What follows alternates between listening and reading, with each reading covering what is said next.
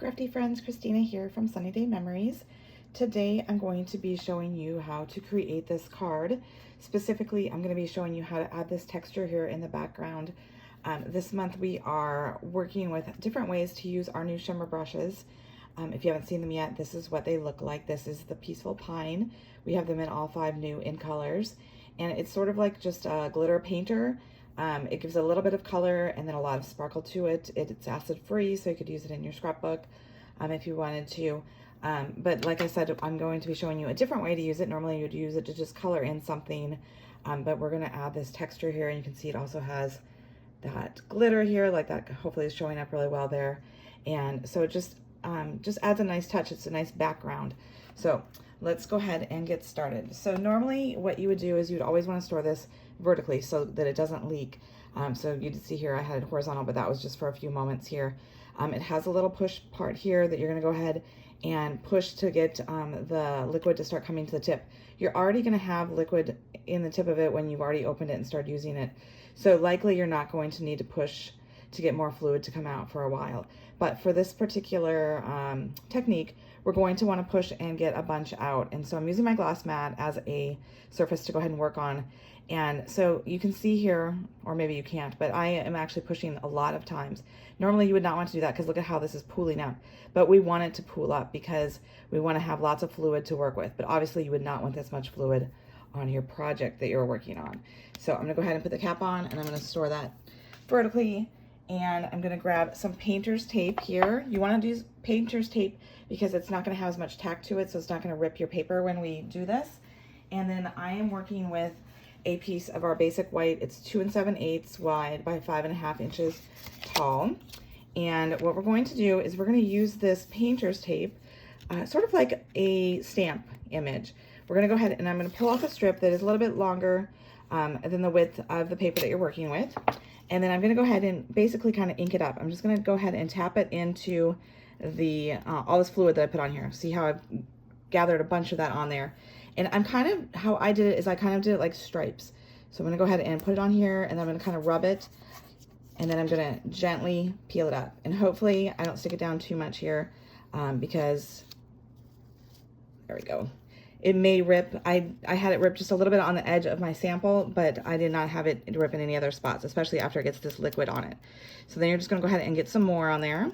And I left a little gap of white. And so you can already see that I've got kind of a different pattern showing up than I did with my sample one.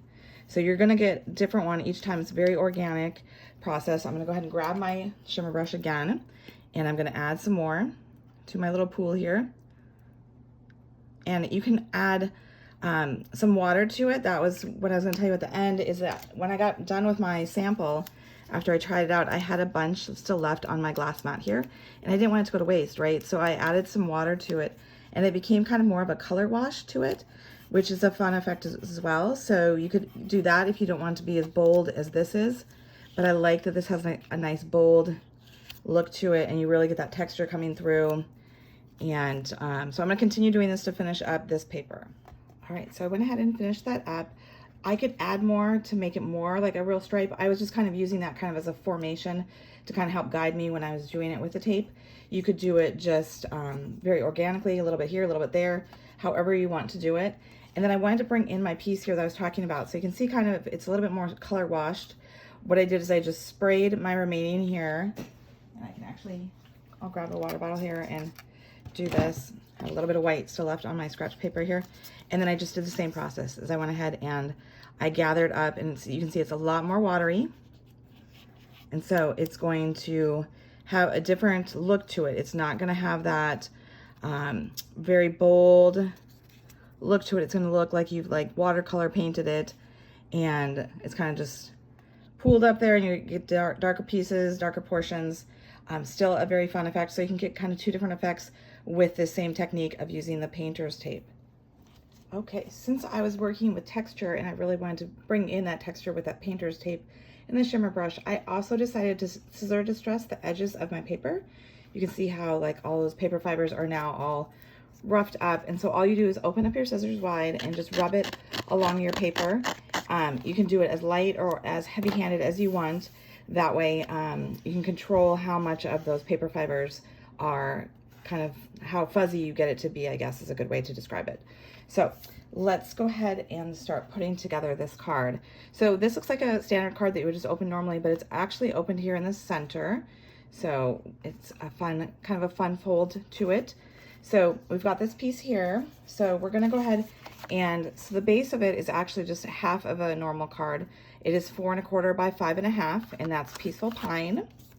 I'm going to go ahead and glue a piece of our new in color gingham paper. This is going to be actually coming out next month in July, so you're getting a sneak peek of it. It's got kind of a lighter gingham on the one side and a more bold gingham on the other side, and this is also in the Peaceful Pine. It is 1/4 inch smaller, so it's 4 inches by 5 1/4 tall. So that will be just glued in the center of that piece. And then finally, I have another piece of the Peaceful Pine cardstock that's 3 1/4 by 5 1/2. And that one I am just going to go ahead and glue to the center so it is flush to the top and the bottom. All right, so I've got those 3 pieces glued together. So the next piece that we're going to work with is the actual card opening part that we're going to have. So that measures 3 inches wide by 11 inches long. So then you can score it at 5 1/2. So it makes it a 3 by 5 1/2 card. And this one we are going to do stamping on the inside. I'm going to put a little birthday present here in the black ink. And the stamps that I'm using is the product of the month, the Wild Bunch set. So you'll see that we've got the cow here that we're using, we've got the present on the inside, and then the little party hat, as well as the happy birthday sentiment. So I'm going to go ahead and, like I said, stamp the present on the inside, and then on this piece here, I'm going to go ahead and stamp the happy birthday in one of the open areas here that doesn't have the shimmer brush, so that way it stands out a little bit more. Okay, so I went ahead, like I said, and I stamped that little present on the inside, and then I went ahead and glued that to the center of that Peaceful Pine piece. So you can see our card coming together here. I also took a scratch piece of basic white and I stamped the little party hat, and I wanted to show you a trick if you're not going ahead and stamping it directly onto the image to have your bottom line there. You can just go ahead and take one of our blends or our journaling pen, and you can go ahead and draw your own line at the bottom. And so I'm just gonna go and just do a straight little line across, because then I'm gonna go ahead and color that in with Secret C, which is very close. It looks very close to the black, but it brings in a little bit of blue on that. And so then I'm going to go ahead and take my happy birthday sentiment, and we're gonna stamp that, like I said, in between the shimmer brush area. And you wanna leave it a little bit of room on the right-hand side so that we can add one of those dots to help draw your eye to that sentiment. Okay, so I went ahead and fussy cut out my little party hat, and you'll see I did not color in the little pom-pom because we're gonna put a little dot in the center of it to add a little bit more dimension. So I'm just gonna put that to the side for right now. Next, we're gonna go ahead and add our ribbon around this piece before we go ahead and glue it down onto our card base. So I am using 16 inches of linen thread, 16 inches, and then I've got 12 inches of the Peaceful Pine ribbon. And so I'm gonna actually go ahead and cut this linen thread down to the 12 inches. So that way I can use that little extra piece as some additional kind of fluff to my little tied ribbon there. So I am gonna actually hold the two of them together so they're like the same length. And I'm gonna come from the back side here, and I'm just gonna tie it into a knot right above the happy birthday sentiment here. And then before I tie the knot closed, I'm gonna go ahead and add in this additional piece of the linen thread. Okay, so once you've got that all tied through there, you can kind of go ahead and futz with it and get it positioned where you want, and then go ahead and glue it down onto the top part of that card. And you'll see that I have like a slight border of the white on both sides, but it's flush to the top and the bottom. And then you'll just go ahead and trim those two ends down so that way you can see the happy birthday sentiment. Next, we're gonna go ahead and create our focal point here with our cute cow. I am using the Spotlight on Nature dies here. We have all those wonderful circles with the different borders on them. So I have the one that's 2 3/4 inch size, that's basic white, and I've already gone ahead and stamped the cow on that one. And then I have a 3 1/4 Peaceful Pine that I have gone ahead and already die cut. So I am going to color this in, and I'm using the deep color as well as the ivory. Those are the colors that I'm using to color in my cow. And I wanted to point out, I kind of created this like grass effect here by using the little party hat pom-pom, which is really fun. So let me get a piece of some scratch paper real quick here. I'll use the back side of this. So I've used the Peaceful Pine, and then I only ink up the little pom-pom portion, which is easy enough to do because you have the nice straight edge on these ink pads. And it doesn't have to be an exact same spot. You can go ahead and overlap and just get it all around the bottom portion here. Let me show you up close. See, so I'm just gonna go ahead and kind of go from one edge here to the other edge and kind of fill in underneath his hooves there, so that way it gives like a nice pasture effect of grass that he's in. So I've gone ahead, like I said, and I colored in my cow. I did want to show you the difference. So this is just colored, nothing fancy. I'm not like doing any fancy tricks or anything. But then when I finished up, to make it look a little bit more textured, more real life, I went ahead and took the color lifter and I just kind of go in over all of it, and I just kind of like in scribbles, just go over all of the parts, and then it kind of just takes little portions out of what I've colored. And I just feel like that adds a little bit more, like I said, texture to it, and makes it just look more like it's his fur on him versus something that's just kind of flat and doesn't have anything to it. So that's maybe a tip I could give you. Otherwise, I don't have any coloring tips. I just kind of go in with my light first and then my dark and add it. All right, so we are in the home stretch here.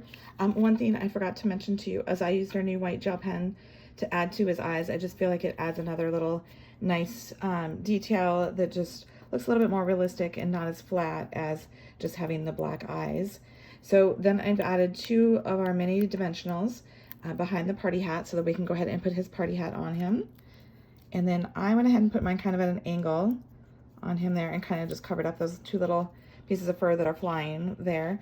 And then what we're going to do is we're going to go ahead and we're going to place it up above here so that it doesn't cover the happy birthday, but you do want to kind of have it going off the edge of the card just a little bit, because it's nice visually to have it kind of going off the edge. It kind of creates motion with your card.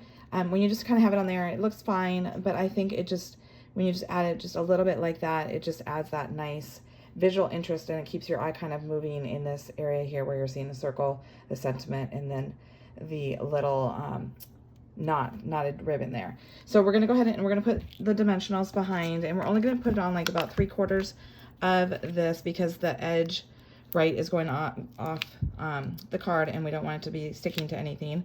So I'm just gonna go ahead and put 4 of these on here, and I'm gonna also share with you a trick in case yours goes a little bit too far off the edge. You want to make sure that it's going to fit in your envelope, right? So I'm checking to make sure it's not covering up my happy birthday. I want it to kind of go up against my ribbon, so my ribbon is going along the edge there. And again, I want it to go off the edge of my card just a little bit. So what I do when I'm doing a card like this where I have something going off the edge of the standard portion of the card is I take an envelope and I just kind of put it in there and measure, and let's see, it looks like I might be a smidge, it might fit.